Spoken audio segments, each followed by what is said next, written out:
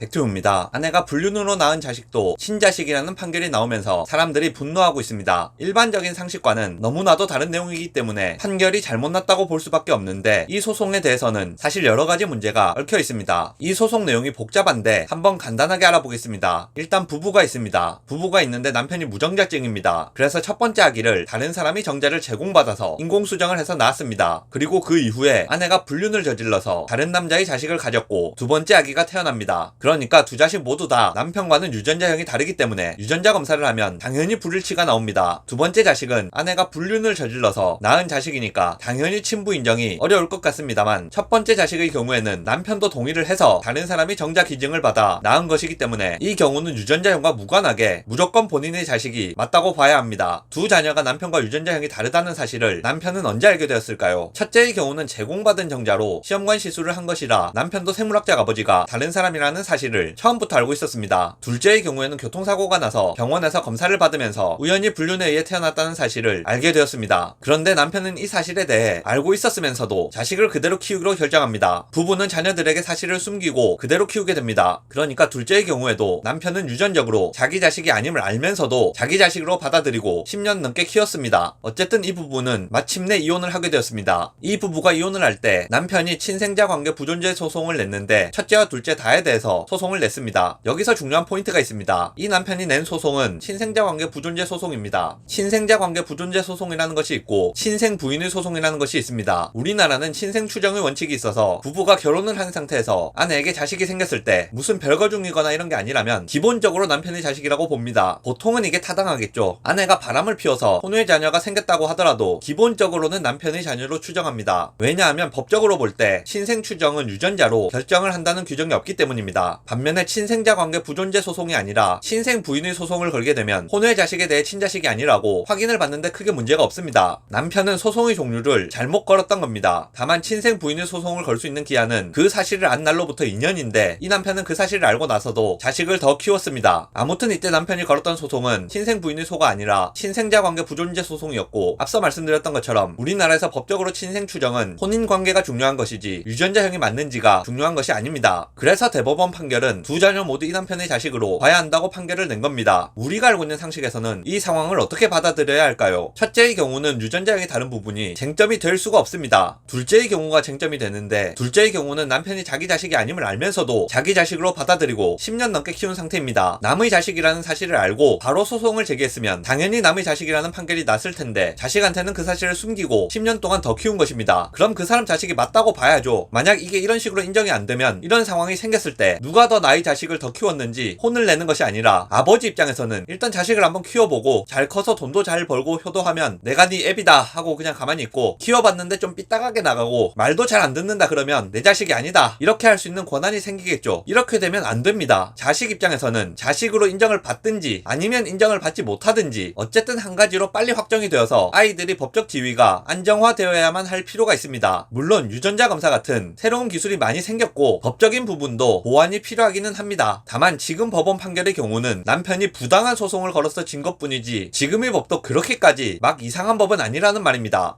영상 요약하겠습니다. 아내의 불륜으로 혼외 자식이 생겼다면 그 사실을 안 날로부터 2년 이내에 친생자 관계 부존재 확인 소송이 아니라 친생 부인의 소를 제기하시면 지금의 법을 통해서도 정상적으로 법적인 관계를 정리할 수 있습니다.